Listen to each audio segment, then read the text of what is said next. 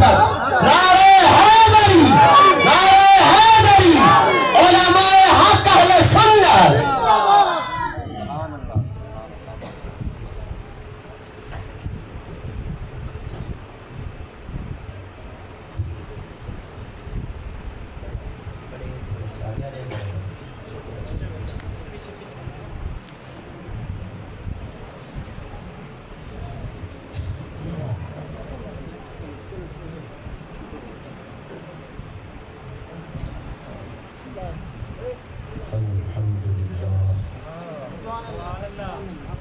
الحمدللہ وکفا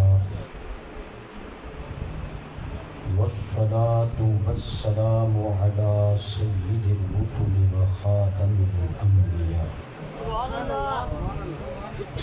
وعلى آلہ الاتقیاء واصحابہ ذوی الابتلاء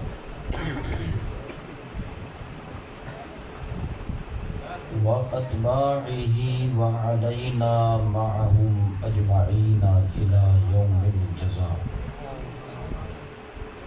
نشهد أن لا إله إلا الله وحده لا شريك له ونشهد أن سيدنا وسندنا وحبيبنا وشفيعنا ومولانا وملجأنا ومولانا محمدا صلى الله تعالى عليه وعلى آله وصحبه وبارك وسلم عبده ورسوله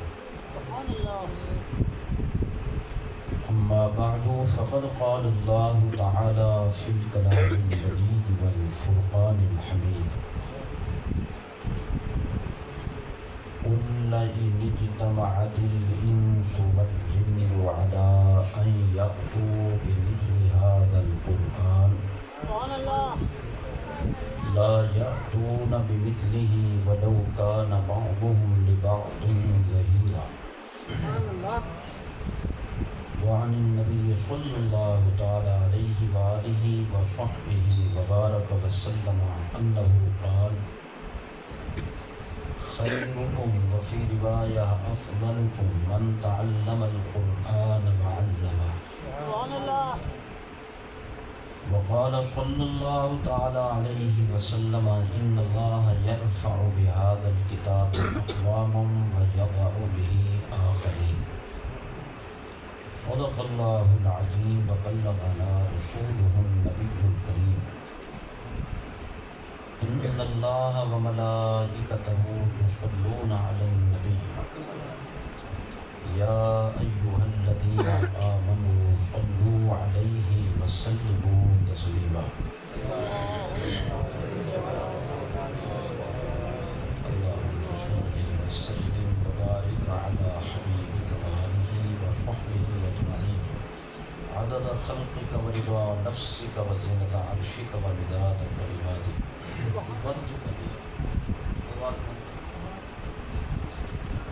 مل کر پڑھیے الصلاۃ والسلام علیک یا رسول اللہ الصلاۃ والسلام علیک یا حبیب اللہ الصلاۃ والسلام علیک یا سید المرسلین الصلاۃ والسلام علیک یا شفیع المذنبین وعلى آلك وأصحابك يا رحمة للعالمين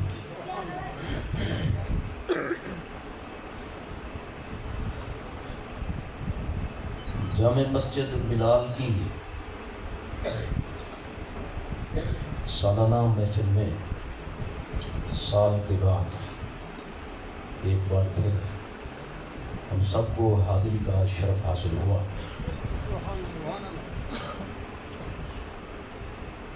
اور سب سے بڑی مسرت کے قرآن شریف پڑھنے کی نعمت بہت سے طالبات نے حاصل کی، جو ہمارے آقا مولا صلی اللہ تعالیٰ علیہ وسلم کا بنیادی مشن ہے۔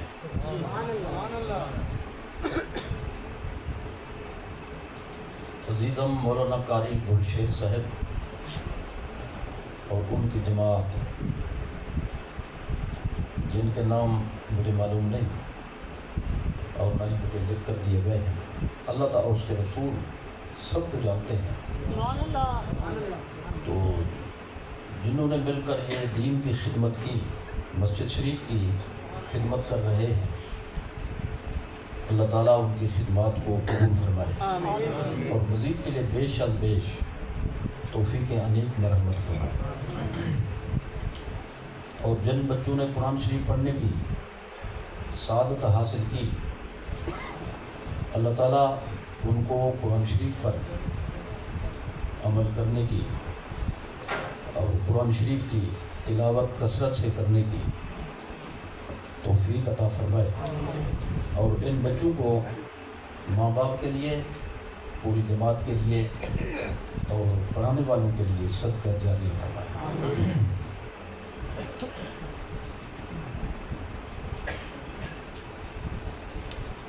تھوڑے سے وقت میں اس موقع کی مناسبت سے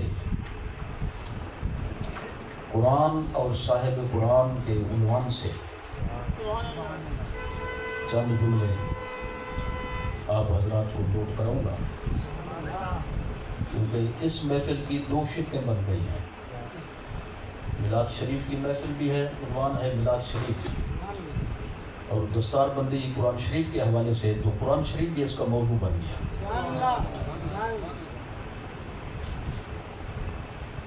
تو چند جملے جو میں اس حوالے سے آپ حضرات کو نوٹ کرانا چاہوں گا، ایک تو یہ ذہن نشین فرمائیں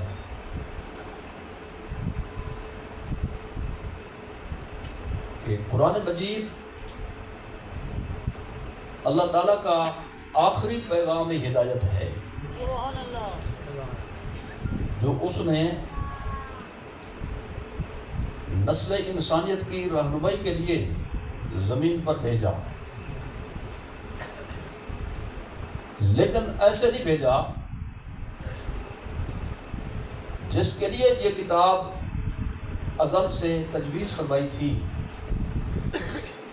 وہ بھی سلسلہ نبوت کے سب سے آخری فرد عظیم ہے، اور سب سے آخری فرد عظیم کا جو متبادل، اس کا جو لفظ سمجھیں یا متبادل اس کی کوئی تعبیر کہیں، وہ ہے خاتم النبیین، اور اس وصف کو کہیں گے ختم نبوت، اور ختم نبوت کا اور خاتم النبیین کا جو ملا کر معنی ہوگا وہ ہے تاجدار ختم نبوت صلی اللہ تعالی وسلم۔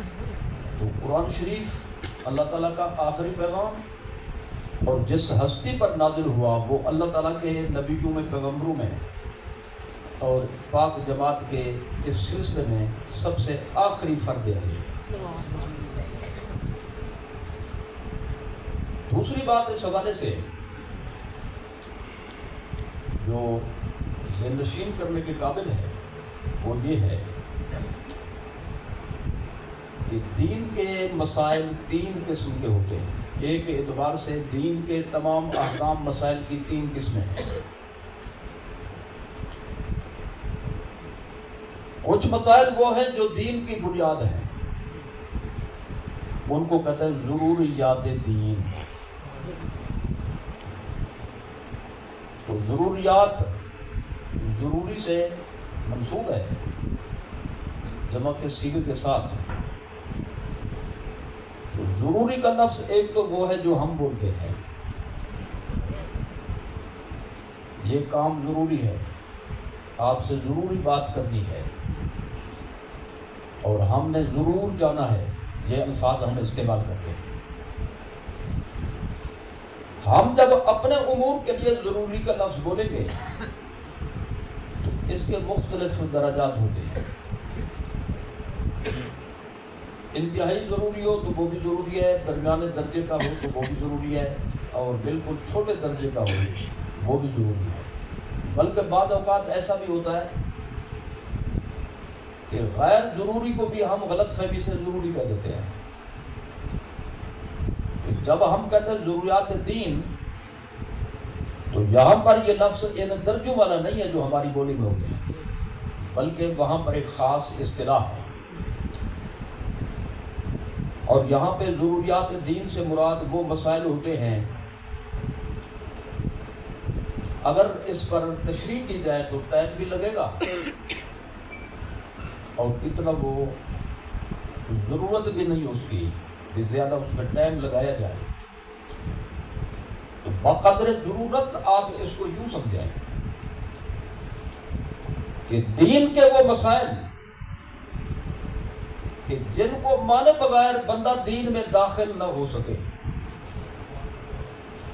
جن کو مانے بغیر دین میں داخل نہ ہو سکے، اور اگر داخل ہو تو ان کے انکار سے دین سے خارج ہو جائے. اس کو کہتے ہیں ضروریات دین. یعنی مسلمان ہونے کے لیے بھی جن کو ماننا ضروری ہو اور مسلمان رہنے کے لیے بھی جن کو ماننا ضروری ہو، ان کو کیا کہتے ہیں؟ ضروریات دین.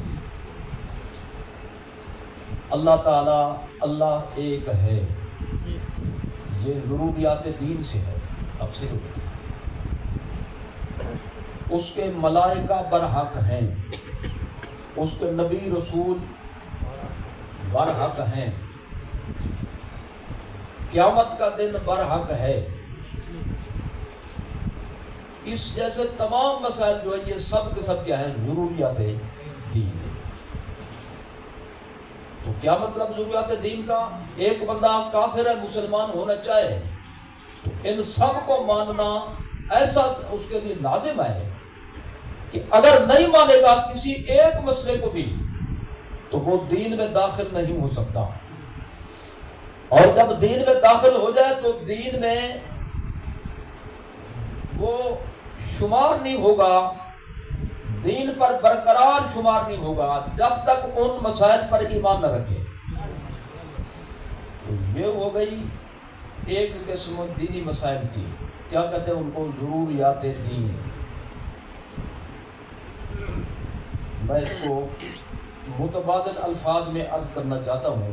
کافر مسلمان ہونا چاہے تو ان کو مانے بغیر مسلمان نہیں ہو سکتا، اور پھر مسلمان ہو جانے کے بعد مسلمان رہنا چاہے اور رہنا ضروری ہے تو ان کو مانے بغیر مسلمان نہ رہ سکے بلکہ کافر شمار ہو، دار اسلام سے خارج شمار ہو، یعنی کافر ہو یا مرتد شمار ہو. تو یہ مسئلہ ضروریات ہیں. اور دوسری قسم کے مسائل وہ تھے جن پر پورے اہل سنت و جماعت کا اول سے آخر تک اتفاق ہو.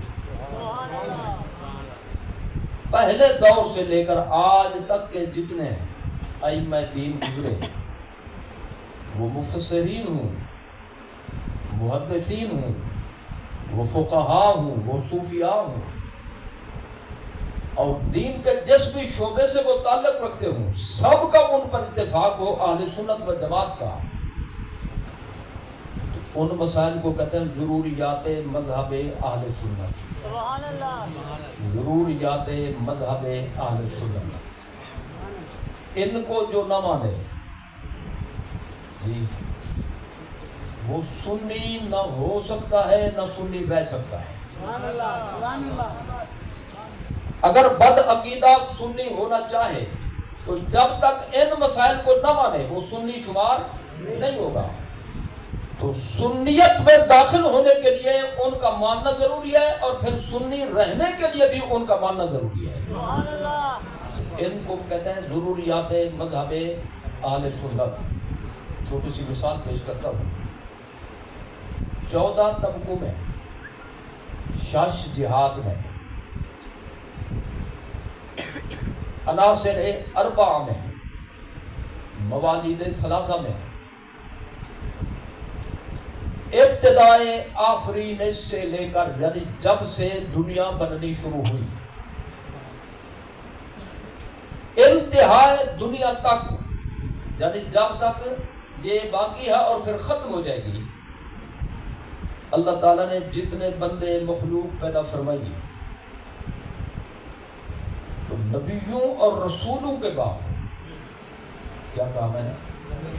تمام نبیوں اور رسولوں کے بعد جس ہستی کا سب سے بڑا مقام ہے وہ حضرت یار غار صدیق اکبر ہے.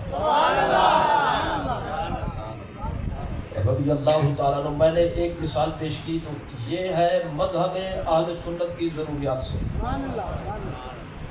جو یہ نہ مانے وہ سنی نہیں ہو سکتا, اور جو یہ نہ مانے وہ سنی نہیں رہ سکتا.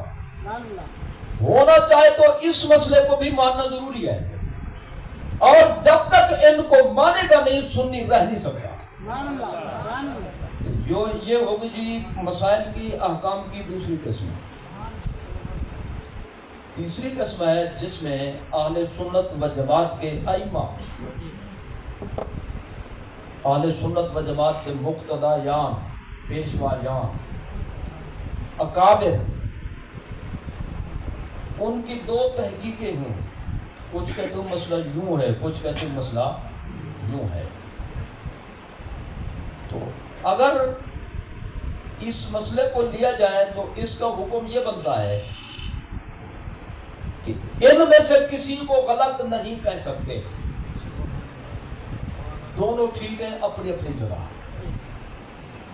جو نفی کرتے ہیں وہ بھی ٹھیک ہیں, جو اس بات کرتے ہیں وہ بھی ٹھیک ہے, جو اجازت دیتے ہیں وہ بھی ٹھیک ہیں, جو روکتے ہیں وہ بھی ٹھیک ہے. لہذا اس میں حکم یہ ہوتا ہے کہ جو روکنے والوں کے دامن سے وابستہ ہے وہ روکے رہے, اور جو کرنے والوں کے دامن سے وابستہ ہے وہ کرتے رہے. نہ یہ ان کو برا کہے نہ یہ ان کو برا کہے. تو ان کو کہتے ہیں مختلف فیہا بین اہل سنت والجماعہ, یعنی اہل سنت کے ائمہ کے دو اقوال ہوں مختلف جگہ. چھوٹی سی مثال پیش کرتا ہوں, جیسے قوالی کا مسئلہ.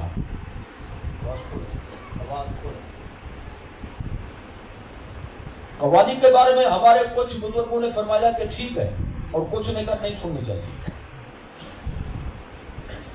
کچھ سنتے ہیں, سننے کے قائل ہیں, اور کچھ نہ سننے کے قائل ہیں. تو ایک تحقیق ہمارے ائمہ کی یہ ہوئی کہ بھی سننا ٹھیک ہے بالکل, اور دوسری تحقیق یہ ہوئی کہ بھی نہ سنی جائے. تو لہذا اس میں یہ نہیں کہہ سکتے یہ غلط ہیں یا یہ غلط ہیں, ان پر کوئی حکم لگے گا یا ان پر حکم لگے گا, گمراہی کا, تفسیق و تضلیل کا, ایسا کوئی حکم نہیں لگے گا. بلکہ یہی کہا جائے گا دونوں اپنی اپنی جگہ پہ حق ہیں, دونوں اپنی اپنی جگہ پہ حق ہے. تو لہذا جو سننے والوں کے ساتھ وابستہ ہے وہ سنتا رہے, اور جو نہ سننے والوں سے وابستہ ہے وہ نہ سنے. لیکن نہ سننے والا سننے والوں کو برا نہ کہے, اور سننے والا نہ سننے والوں کو برا نہ کہے, بلکہ وہ کہیں یہ سچ ہے, وہ کہیں یہ بھی سچ ہے. ان کی اپنی تحقیق ہے, ہماری اپنی تحقیق ہے. تو اتنی تمہید کے بعد اگر یہ بات سمجھ گیا, میں ایک بڑا مسئلہ سمجھانا چاہتا تھا, اب تشریف لائیں. حضور نبی کریم صلی اللہ تعالی علیہ وآلہ وصحابہ وبارک وسلم کی ذات اقدس پر ایمان ضروری ہے, اور اسی طرح قرآن مجید پر بھی ایمان ضروری ہے. تو ضروری کس درجے کا ہے؟ مختلف فی تو نہ ہوا کہ اس میں اہل سنت کا اختلاف ہو, تو لہذا لازمی ہے ماننا جب. تو ضروریات مذہب اہل سنت سے ہے یا ضروریات دین سے ہے؟ تو ضروریات ہوگی دو قسم. تو حضور نبی کریم صلی اللہ تعالی علیہ وسلم کو اللہ تعالیٰ کا نبی ماننا, سچا نبی ماننا, یہ ضروریات دین سے ہے. اور اسی طرح قرآن مجید کو اللہ تعالیٰ کی سچی کتاب تسلیم کرنا, یہ بھی ضروریات دین سے ہے. اور دوسری شک ایک ضروری, تمام نبیوں کے بارے میں نبیوں کو نبی ماننا, سچا نبی ماننا, یہ ضروریات دین سے ہے. اور اس پہلو کے حوالے سے ہر نبی سے جو شک منسلک ایمان کی وہ ایک ہے, اور ہمارے آقا مولا صلی اللہ علیہ وسلم سے جو شک منسلک ہے وہ دو ہیں, دو شکیں ہیں. دوسرے نبی, دوسرے رسول, اللہ کے نبی اور رسول ہیں, سچے رسول ہیں, سچے نبی ہیں. اور حضور اللہ تعالیٰ کے سچے نبی بھی ہیں اور آخری نبی بھی ہیں. یہ آخری ہونے کی جو شک ہے یہ بھی ضروریات دین سے ہے. بولو, یہ بھی ضروریات دین سے ہے. تو لہذا جو حضور کے بارے میں یہ تو کہے کہ نبی, اگر کہے نبی نہیں ہے وہ بھی کافر ہے, کیونکہ اس نے ضروریات دین کا انکار کیا. لہذا یہودی کافر ہے, مت کرو. عیسائی کافر, ہندو کافر جی, کیونکہ جو حضور کو نبی نہیں مانتے. تو جو کہے حضور نبی تو ہیں لیکن آخری نبی نہیں ہیں, تو حضور کا آخری ہونا بھی ضروریات دین سے ہے. لہذا جو حضور کو آخری نہیں مانتا وہ بھی کافر ہے. لہذا مرزائیوں کا کہنا کہ ہم کیوں کافر ہیں, اس لیے کافر ہو کہ ضروریات دین کو نہیں مانتے جی. اگرچہ وہ کہتے ہیں ہم حضور کو بھی نبی مانتے ہیں, اور نبی صرف ماننا کافی نہیں بلکہ اس کے لیے یہ بھی ضروری ہے کہ حضور نبی بھی ہے اور آخری نبی بھی ہے. تاجدار ختم نبوت زندہ باد, زندہ باد. تاجدار ختم نبوت زندہ باد, زندہ باد. اور یہ تو ایسا مسئلہ ہے بھائی کہ جس کو جی, اور یہ یعنی بڑا مسئلہ ہے. کیا ہے جی؟ بڑا, چھوٹا مسئلہ نہیں. جو کہے آخری نہیں تو اس کا مطلب یہ ہے کہ اور بھی آ سکتے ہیں. تو جب اور آ گئے تو پہلی کتاب تو ختم ہو گئی, تو پہلا نبی تو ختم ہو گیا, اس کا دور تو ختم ہو گیا. جو بعد میں آئے گا اس کا دور شمار ہوگا. اسی طرح سے کتاب بھی اور لانی پڑے گی, شریعت بھی اور لانی پڑے گی, دین بھی اور لانا پڑے گا, سارے مسائل احکام بھی اور لانے پڑیں گے. تو معلوم ہوا ایک ختم نبوت کا انکار پورے دین کا انکار ہے, پوری شریعت کا انکار ہے. تو لہذا مرزائی کافر نہیں, بڑے کافر ہیں. بڑے کافر نہیں, بڑے کافر ہیں. تکلیف ہو رہی ہے, چپ کیوں ہو گئے؟ حضور کو نبی ماننا بھی ضروریات دین سے, آخری نبی ماننا بھی ضروریات دین سے. اس لیے یہ مسائل ایسے ہیں کہ جان کی بازی لگا دینا بہت بڑی سعادت ہے. اور صحابہ کرام نے سب سے زیادہ جس مسئلے پر جان کی بازی لگائی وہ یہی مسئلہ تھا, ختم نبوت کا مسئلہ تھا. دیکھیے یہ رسول اللہ صلی اللہ تعالی علیہ وسلم نے 2 درجن سے زائد جنگیں فرمائی. کتنی؟ 27 کا لفظ بھی آتا ہے اس میں. وہ 2 درجن سے زائد ہوا نا, ان کو ملا دیں.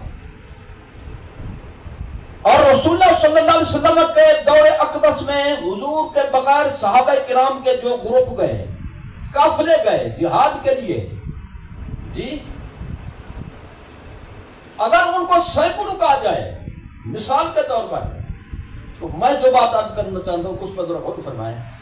ان صحابہ کرام کی جنگوں کو بھی ملا کر, اور رسول اللہ صلی اللہ علیہ وسلم نے جو 2 درجن سے جنگیں فرمائی خود تشریف لے گئے, تو جتنے صحابہ کرام اس دور میں شہید ہوئے ان سب کی تعداد ملا کر ختم نبوت والی جنگ کے برابر نہیں ہو سکتی. جو صحابہ کرام نے ختم نبوت کے موقع پر جنگ کی منکر ختم نبوت کے ساتھ, ان کی تعداد ہے 1200. کتنی؟ 1200. اور یہ ساری جنگوں کے سارے شہداء ملائے تو 1200 نہیں بنتے. تو سب سے زیادہ شہید جس مسئلے پر ہوئے صحابہ کرام وہ ختم نبوت کا مسئلہ ہے. جس بندے نے دعویٰ کیا تھا, کئی تھے وہ, ان میں سے ایک تھا مسیلمہ الکذاب. مسیلمہ یہ جادوگر تھا, بولو. اور ایک جادوگرنی سے شادی کی, 2 چندرے مل گئے. چندرے کو ملا چندرا, ایک ماری کنجی بے ماریا چندرا. یہ بولی بھی چلتی ہے میرے خیال میں, وک سے نام. تو چندری اور چندرا جمع ہو گئے, دونوں جادوگر تھے. تو لوگوں کو جادو کے ذریعے کرشمے دکھا کر گمراہ کرتے تھے. ٹھیک ہے, تو دعویٰ کرتا تھا میں اللہ کا نبی. اور یہ جو مسلمہ تھا نا, یہ بہت بوڑھا بندہ تھا, بڑی عمر والا تھا. اس کو یوں سمجھے کہ یہ ہمارے آقا مولا حضور سرور عالم صلی اللہ علیہ وسلم کے والد ماجد سے بھی عمر میں بڑا تھا, پرانے دور کا تھا. کیا تھا؟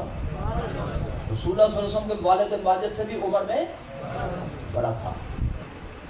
آپ ذرا پھر غور فرمائیں تو جہان دیکھا ہوا تھا، چکر دینے والوں کو دیکھا ہوا تھا، بھئی کس طرح جو شعبدہ بازیاں کرتے ہیں، تماشے دکھاتے ہیں،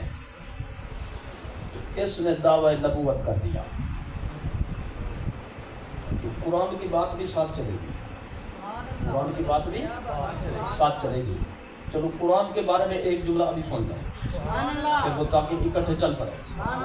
حضور کو اللہ کا نبی ماننا یہ بھی ضروریات دین سے ہے، اور حضور کو نبی برحق ماننے کے ساتھ ساتھ آخری نبی ماننا یہ بھی ضروریات دین سے ہے۔ اسی طرح قرآن کو اللہ کی کتاب ماننا یہ بھی ضروریات دین سے ہے، اور اللہ کی آخری کتاب ماننا یہ بھی ضروریات دین سے ہے۔ اور یہ بھی ضروریات دین سے ہے کہ یہ قرآن ہر قسم کی کمی بیشی سے پاک ہے، بولو، ہر قسم کی غلطی سے پاک ہے، ہر قسم کی ملاوٹ سے پاک ہے۔ اور صورتیں تو صورتیں رہیں، آیتیں آیتیں رہیں، فکرے جملے رہے، ایک زیر زبر کی بھی غلطی نہیں ہے۔ اور یہ اسی طرح ہے جس طرح اللہ نے اپنے محبوب پہ اتارا تھا، جو اس کو نہ مانے وہ بھی کافر ہے۔ آپ تو پریشان ہو گئے، پتہ نہیں یہ ہمسائے تو قریب رہتے ہیں، وہ تو ناراض ہو جائیں گے۔ وہ قرآن جائے گا ساتھ، ہمسائے یہاں پہ رہ جائیں گے۔ انہوں نے صرف دھکا دینا ہے قبر میں، آگے قرآن ساتھ دے گا، نبی ساتھ دے گا، صاحب قرآن ساتھ دے گا۔ لہذا وہ بات کرو جو ادھر کام ہے، آگے سمجھ میں۔ تو اس بے ایمان نے نبی ہونے کا دعویٰ کر دیا، کیا دیا؟ رسول اللہ صلی اللہ علیہ وسلم کے پاس بھی آ گیا، حضور کے پاس آ گیا، وہ جی آپ بھی اللہ کے نبی ہیں، میں بھی اللہ کا نبی ہوں، علاقے بانٹ لیتے ہیں۔ کیا آپ نے تو علاقے کی بات کر، تجھے ایک دن کا نہ دو، جھوٹے کو ایک دن کا نہ دو۔ اور ایک جملہ حضور نے ارشاد فرمایا، اسی پہ یہ بات ہو جائے گی مکمل۔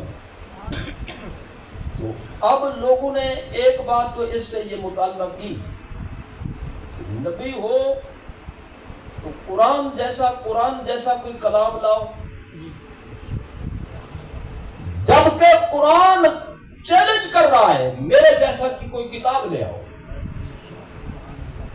114 صورتیں بنا کر لاؤ، وہ نہیں لا سکتے تو 10 صورتیں بنا کر دکھا دو، وہ نہیں لا سکتے تو قرآن شریف کی چھوٹی سے چھوٹی صورت، لفظوں کے اعتبار سے چھوٹی، شان کے اعتبار سے تو بڑی ہے، سورہ کوثر جیسی بنا کر دکھا دو، اور سورت کی بات نہیں ایک فکرہ بنا کر دکھا دو۔ اس نے کہا یہ بھی بات میں بنا لیتا ہوں، میری زبان بھی عربی ہے تو میں بھی بنا لیتا ہوں۔ اس نے سورہ فیل کے مقابلے میں سورت بنائی، سنیا بے ایمان کا کلام، اور پھر سنیا اللہ کے سچے محبوب کا کلام۔ اس نے سورت بنائی، سورت علم تر کیف فعل ربک باصحاب الفیل، اس کی طرز پہ بنائی اور جھوٹی سورت بنائی لوگوں کو گمراہ کرنے کے لیے، لیکن اس کا جھوٹا ہونا سننے سے بھی پتہ چل جاتا ہے۔ مانا کریں تو کیفیت طاری ہونے کی بجائے بندے پر ہنسی کی کیفیت طاری ہو جاتی ہے۔ الفیل ملفیل، یہ صورت بنائی اس نے، الفیل ملفیل، ملیا منہ دے اترنا، الفیل ملفیل وما ادراک ملفیل ذنبہ قصیر واذنہ طویل، یہ صورت بنائی اس نے۔ ہاتھی ہوتا ہے بھائیو، ہاتھی کیا ہوتا ہے؟ تمہیں پتا ہے کہ ہاتھی کیا ہوتا ہے؟ ایسا جانور ہے جسامت میں تو اس کا مقابلہ نہیں جی، کان اس کے بڑے بڑے ہوتے ہیں، دم بالکل چھوٹی چھوٹی ہوتی ہے۔ لو جی کون سی دین کی خدمت ہوئی؟ تمہیں نہیں پتا کہ اس کی دم ہوتی ہے؟ بولو جی، ہاتھی ایک جانور، 2 کان ہوتے ہیں، کان بڑے بڑے ہوتے ہیں۔ کیا حل کیا اس نے قبر و آخرت کا مسئلہ؟ کون سی کیفیت طاری ہوئی؟ ہنسی جو ہے نا، ہنسی کی کیفیت طاری ہو گئی۔ لیکن اس کے برعکس جو اللہ نے اپنے محبوب کو صورت دی، अलम तरा कैफा फ़अल रब्बुका बिअस्हाबिल फील अलम यजअल कैदहुम फी तदलील व अरसल अलैहिम तयरन अबाबील तरमीहुम बिहिजारतिन मिन सिज्जील फजअलहुम कअस्फिन माकूल। ऐसा लगता है कि मैं फर्श जमीन पर बैठने वालों का राब्ता अर्श बरी से हो गया। आलम दुनिया वालों से रहने वालों का राब्ता आलम बाला के साथ हो गया। दिल में कैफियत महसूस होती है, पता चलता है कोई कलाम है। लेकिन उस बेईमान ने कुरान शरीफ के मुकाबले में ये सूरत बना दी। क्या किया? बना दी। तो ज़ाहिर है ऐसा कलाम जो मैं उसने पेश किया तो मेरा तो ख्याल है हर तरफ से बुझे लगे होंगे उसको। जब हम मार रहे हैं इतना सदियों के बाद, तो जो उस दौर में थे वो तो गैरत में सबसे बड़े थे, ईमान में, गैरत में, हर हवाले से। तो उन्होंने क्या कुछ नहीं किया होगा, आगे समझ में। तो वो न बना सका कुरान के मुकाबले में सूरत न बना सका। इतना बड़ा अरबी स्पीकर था वो, यानी मादरी जुबान क्या थी? अरबी थी। और फिर दूसरा पहलू ये होता है कि जिसको मद्दे मुकाबिल समझो उस पर एतराज करो। क्या करो? एतराज करो। अपने आप को सही साबित करो और मद्दे मुकाबिल को गलत साबित करो। पूरा जोर सर्फ करने के बावजूद हुजूर की किताब में, अल्लाह की आखिरी किताब में जो उसने अपने महबूब को अता फरमाई, एक गलती भी न निकाल सका। जी पूरे उसके बेईमान जितने साथी थे वो भी मिलकर, पीछे थे यही अंग्रेज खड़ा करने वाले, ये भी मिलकर पूरे वसाइल जमा होने के बावजूद कुरान में कोई गलती न निकाल सके। 1400 साल के बाद कराची के मौलवी तारिक मसूद को नजर आ गए, कुरान में गलती रह गई। हुजूर पढ़ना लिखना जानते नहीं थे, तो लिहाजा साहब ने जैसे लिख दिया, उन्होंने गलत लिख दिया, हुजूर को पता नहीं चला। आज तक कुरान में गलती है, तो 100 बूझे हूँ इस पर। तो जो काफिर नहीं कह सके ये कह रहा है, तो काफिरों को रास्ता दिया इसने। क्या किया? सहूलतकारी का इसने जो है जुर्म किया। तो जो कुरान की तहरीफ के कहले उनका दस्तो बाजू बन गया, उनकी हिम्मत बंधवाई। और जो कहते हैं कुरान में तब्दीली है, कुरान में गलतियां हैं, तो उनकी ढार्स बंध गई। अब वो ये कह सकते हैं कि तुम्हारे अपने घर का बंदा ये कह रहा है, ना तुम अपने हमारे घर के हो, ना ये हमारे घर का है। हमारे घर का वो बन सकता है जो हुजूर पर भी पूरा ईमान रखता हो और कुरान पर भी पूरा ईमान रखता हो। हुजूर लिखते नहीं थे, पढ़ते नहीं थे, ये सही है, लेकिन लिखना भी जानते थे और पढ़ना भी जानते थे। इसके दलाइल कुरान और सुन्नत में मौजूद है। और किसी तरफ ना जाओ, जो पहले वही उतरी थी हुजूर पे पहली वही उतरी थी वो है इक़रा बिस्मी रब्बिकल्लज़ी खलक़। जो चुप रहेगा मुझे शक पड़ जाएगा, मुझे याद है या नहीं। आगे मिलकर पढ़ो, क्या है? इक़रा व रब्बुकल अकरम अल्लज़ी अल्लमा बिल कलम अल्लमल इंसाना मा लम यअलम। तो जो ये कहता है कि हुजूर को लिखने पढ़ने का इल्म नहीं था, वो कुरान का मुनकर है, पहली वही का भी वो मुनकर है। तो यही से ज़ाहिर भी आसान सा जुमला है, इसमें परेशान भी होने की जरूरत नहीं कि नींद में कैसे मुश्किलों को समझेंगे। बिल्कुल आसान है, सौखा। क्या है जी? सौखा, सीधा साधा। पहला हुक्म ये आया, इक़रा, आप पढ़ें। तो पढ़ेगा वो जो पढ़ना जानता हो। तो बात ही पढ़ने से चली। तो हुजूर पढ़ना जानते हैं। अब 2 बार फरमाया, पहली आयत में भी और आगे भी फरमाया, इक़रा व रब्बुकल अकरम। ठीक है, तो जब इक़रा फरमा दिया, पढ़े, तो पढ़ना क्या होता है अल्लाह ने हुजूर को तफसील बताई। पूरी तफसील जितना थी पढ़ने की वो ये बनती है। पढ़ना क्या होता है, पढ़ने वाले कितने होंगे, कौन कौन सी किताब होगी जो पढ़ी जाएगी, ہیں کس کس زبان میں کتابیں لکھی جائیں گی جو پڑھی جائیں گی، وہ ساری تفصیلات حضور کو سمجھا دی. سبحان اللہ. تو کیسے حضور پڑھنا نہیں جانتے؟ سبحان اللہ. تو اللہ نے اس میں سمجھا دی. اور پھر اس میں کیا ہے؟ الذی علم بالقلم. جی اللہ نے جی قلم کے ذریعے علم عطا فرمایا. قلم کے ذریعے علم ہوتا ہے لکھنا. سبحان اللہ. جی قلم کے ذریعے علم ہوتا ہے لکھنا. اور پھر آگے فرمایا علم الانسان ما لم یعلم. اس انسان کامل کو اس نے وہ سکھا دیا جو یہ نہیں جانتے تھے.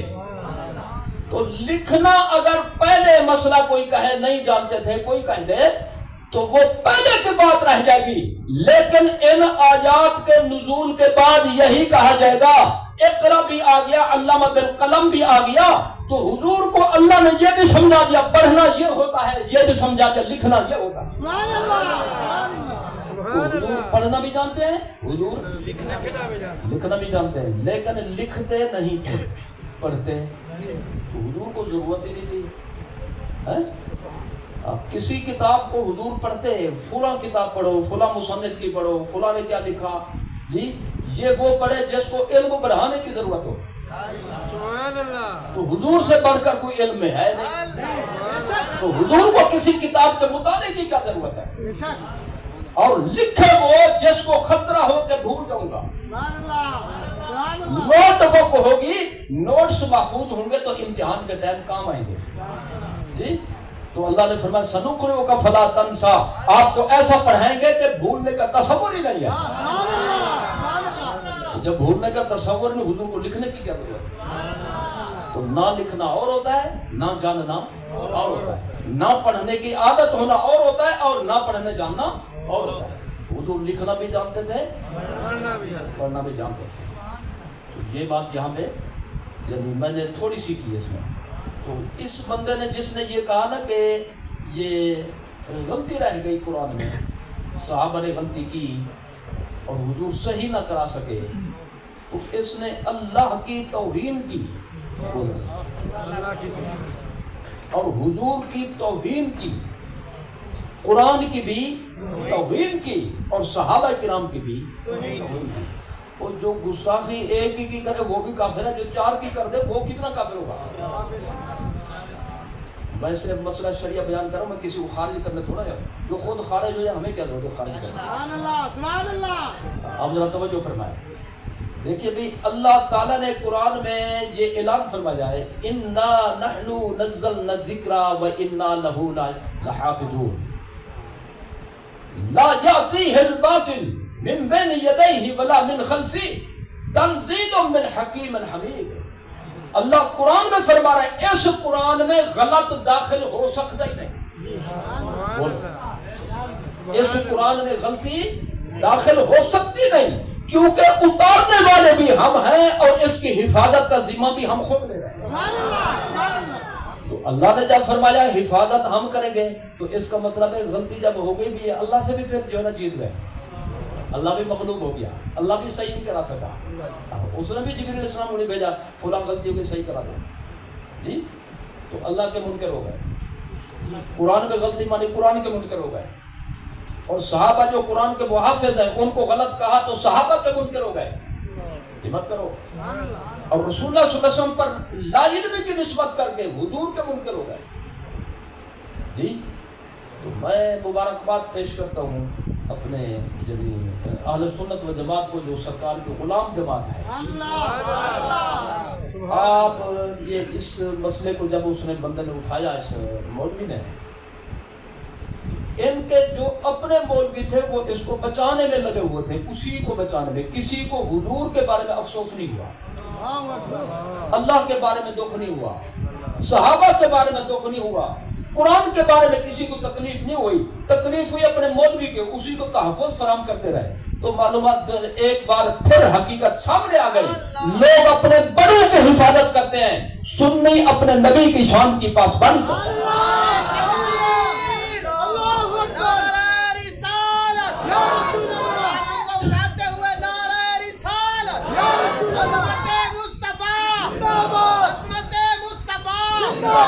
تو قرآن کو ماننا بھی ضروریات دین سے ہے، اس کو سچی کتاب ماننا بھی ضروریات دین سے ہے، اس کو کامل کتاب ماننا بھی ضروریات دین سے ہے، کمی بیشی سے پاک ہونا ماننا بھی ضروریات دین سے، ہر غلطی سے پاک ہونا، ایمان رکھنا اس پر، یہ بھی ضروریات دین سے ہے۔ تو لہذا جو کہتے ہیں 40 عبارت تھے 10 کھا گئی بکری ہے، تو یہ بھی اسی کھاتے میں ہے، یہ بھی اسی کھاتے میں ہے۔ قرآن یہی کچھ ہے جو حضور پر نازل ہوا، اللہ خود فرماتا ہے میں اس کا محافظ ہوں، اللہ جس کی حفاظت کرے کوئی اس کو کمی بیشی کر سکتا ہے؟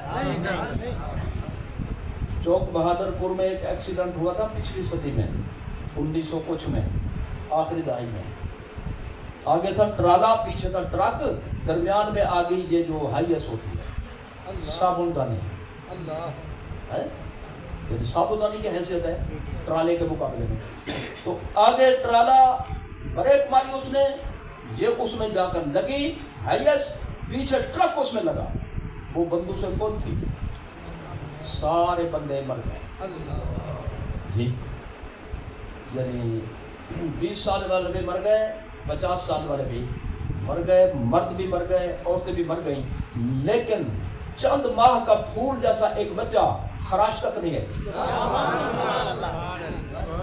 کیا کہو گے جو بالکل جلدی مر جانے والا تھا وہ کیوں نہیں مرا، اور جو لوہے کی طرح جن کا جسم تھا ان کا کچومر کیوں نکل گیا؟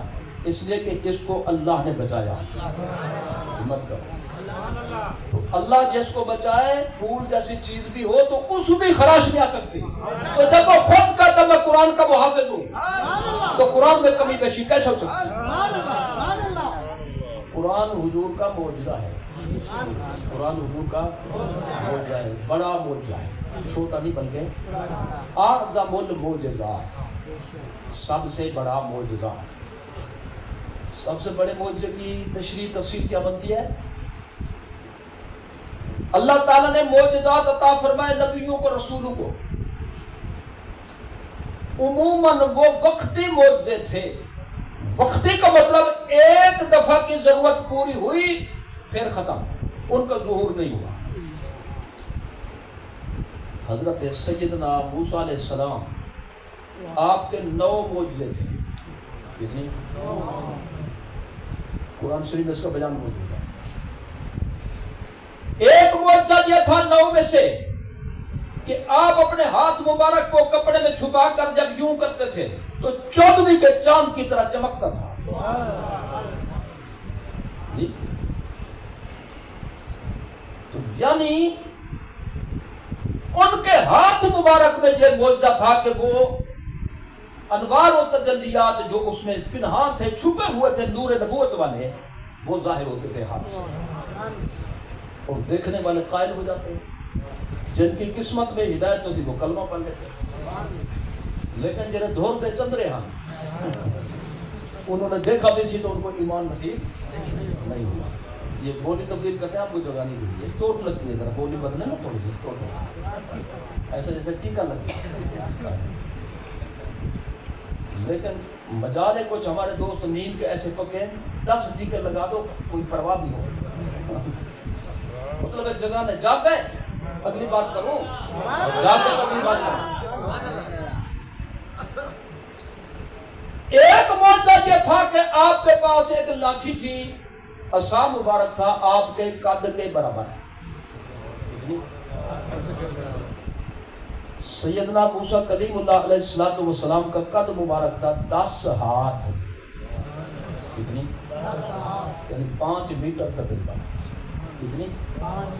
پہلے زمانے میں قد بڑے ہوتے تھے، پھر چھوٹے ہوتے گئے، اب ہم غریب بچے،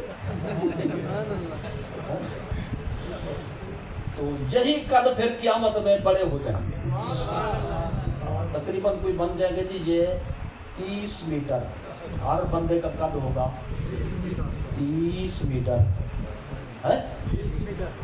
تو یہ پتہ نہیں کیوں گھبرا گئے ہیں بھی، وہ گھبرا کیا گئے بھی جب طاقت بڑھ جائے گی یا گھٹ جائے گی؟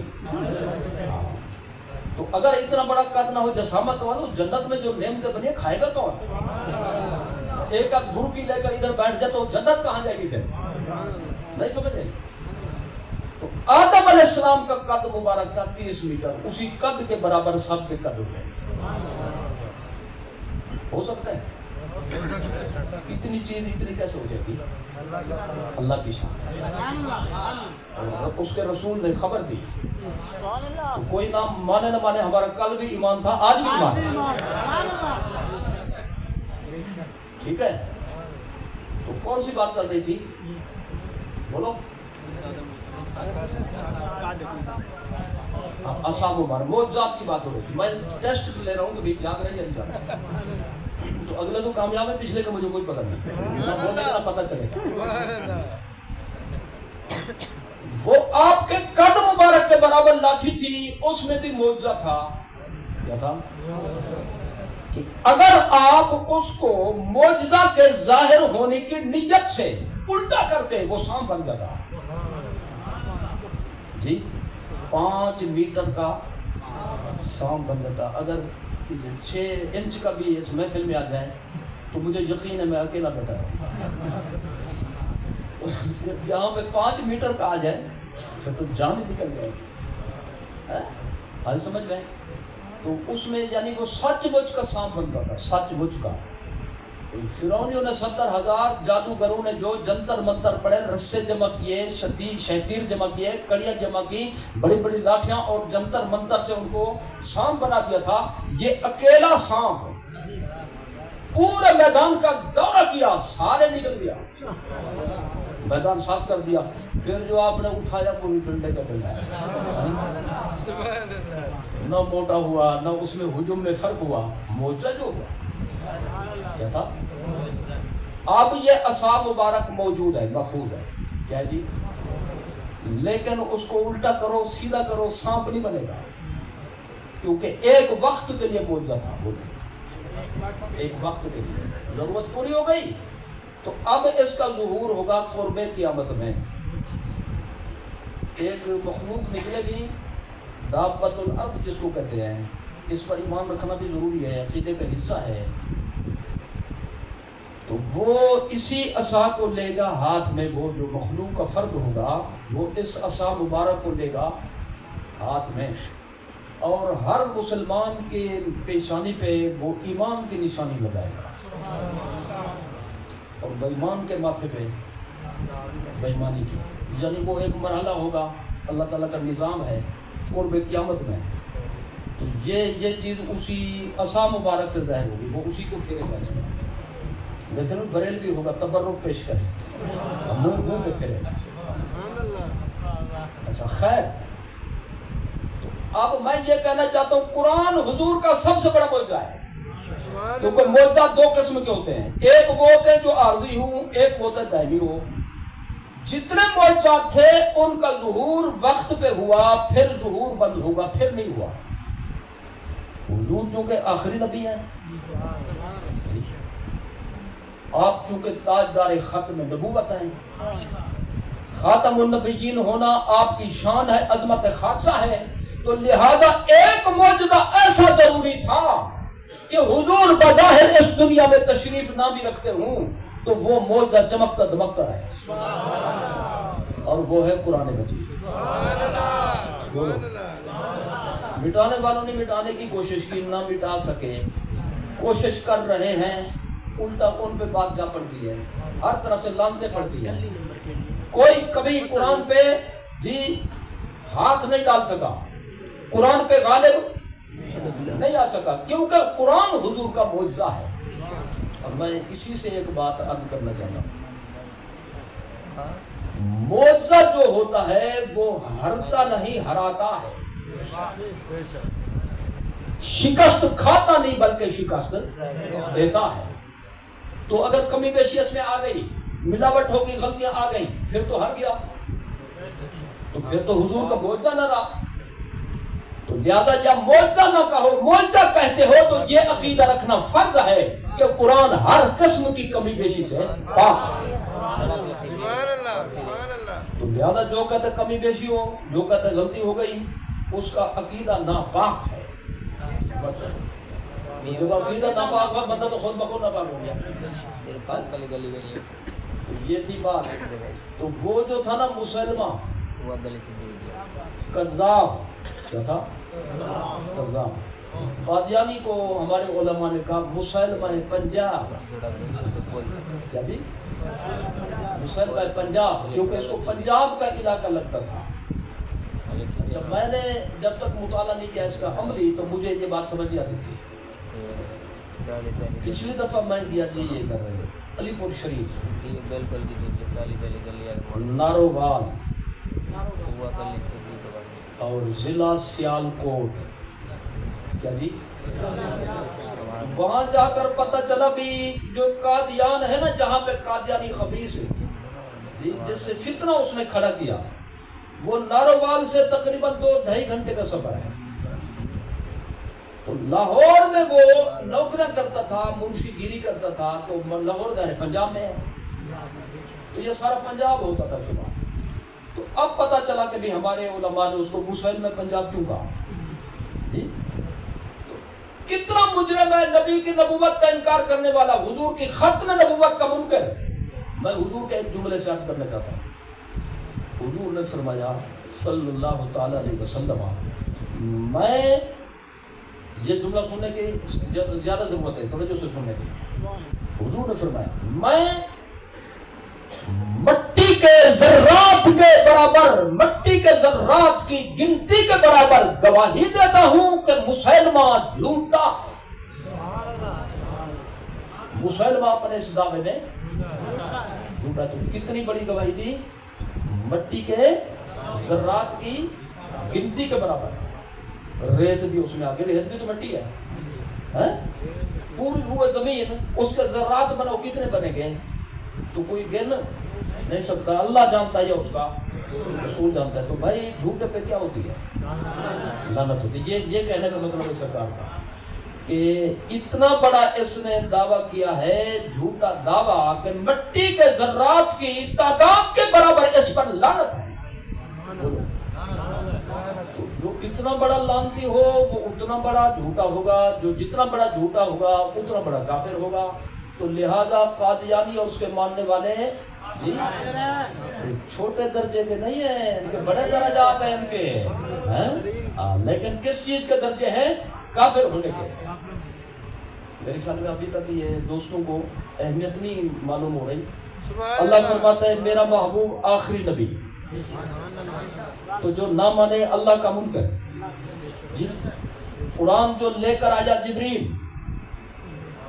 اور اللہ تعالیٰ کے تمام ملائکہ، وہ سب گواہی دیتے ہیں حضور آخری نبی. تو جو حضور کو آخری نبی نہ مانے وہ تمام فرشتوں کا منکر، جبریل کا منکر، میکائیل کا منکر، اسرافیل و اسرائیل کا منکر، اور جملہ ملائکہ مقربین کا منکر. وما یعلم جنود ربک الا هو. اللہ فرماتا ہے میرے فرشتوں کی تعداد کتنا ہے حقیقی معنی میں میں جانتا ہوں. تو اس کا مطلب ہے فرشتے بے شمار ہیں. بولو فرشتے بے شمار ہیں. اندازہ یہاں سے لگا جب بارش برستی ہے تو ہر قطرے کے ساتھ ایک فرشتہ آتا ہے. بولو تو کتنے قطرات ہوتے ہیں، کتنے فرشتے ہو گئے. اور یہ تو ایک دفعہ کی بارش ہے، تو بارشیں تو بہت ہوتی ہے، ہر دور میں ہوتی ہیں. درختوں کے پتے پتے کے ساتھ فرشتہ ہوتا ہے، ایک ایک بندے کے ساتھ فرشتہ ہوتا ہے. رات کو بندہ جب سوتا ہے وہ فرشتہ نگرانی کرتا ہے اس کی ناک میں کوئی کیڑا نہ داخل ہو جائے، کان میں کیڑا نہ داخل. جب حکم ہوتا ہے کہ اس کی کوئی حفاظت نہیں کرنی، یہ بے ایمان ہے، کیڑے داخل ہوں یا جو کچھ ہوں ہم نے ذمہ داری اٹھاتے ہیں تو کیڑے داخل ہو جاتے ہیں. کیا ہوتا ہے؟ تو جو حضور تمام فرشتے حضور کو آخری نبی مانتے ہیں. تو جو نہ مانے وہ کیا ہوا؟ تمام فرشتوں کا منکر ہوا جی. تو کافر بھی تو ان کی تعداد کے برابر ہوگا، پھر کفر بھی اس کا اتنا بڑا ہوگا. تمام کتابوں میں جو لکھا ہوا ہے حضور، اللہ کی تمام کتابوں میں جی، تورات میں، انجیل میں، زبور میں اور دوسرے صحف آسمانیہ میں، کہ حضور آخری نبی ہے. تو لہذا جو حضور کو آخری نبی نہ مانے وہ اللہ کی ہر کتاب کا منکر ہے، اللہ کی ہر کتاب کا منکر ہے. تو جو اللہ کا منکر، نبیوں کا منکر، رسولوں کا منکر، تمام رسولوں اور نبیوں نے بھی یہی گواہی دی، معراج کی رات بھی گواہی دی کہ حضور سب سے آخری نبی ہیں، اور اپنے اپنے دور میں خطابات کیے کہ ہم میں سے سب سے آخری نبی جو آئیں گے ان کا اسم گرامی یہ ہوگا۔ تو سارے نبی رسول بھی یہی کہتے ہیں حضور آخری نبی ہیں۔ تو جو حضور کو آخری نبی نہ مانے وہ تمام نبیوں کا منکر ہے، تمام رسولوں کا منکر ہے۔ ایک نبی کا انکار کرو بندہ وہ بھی کافر ہوتا ہے جو سب کا منکر ہو جی۔ تو اس کا مطلب یہ ہوا کہ ختم نبوت کا انکار ایک کفر نہیں جی، کفریات کا مجموعہ ہے۔ اس میں کتنی تعداد بنے گی ہم نہیں گن سکتے، اجمالی بتا سکتے ہیں، وہ آپ کو بتا دیا ہے۔ اب حساب نہ کر سکے تو نیند میں کرتے رہی گا، صبح مجھے فون پہ بتا دیجیے گا، سبحان اللہ۔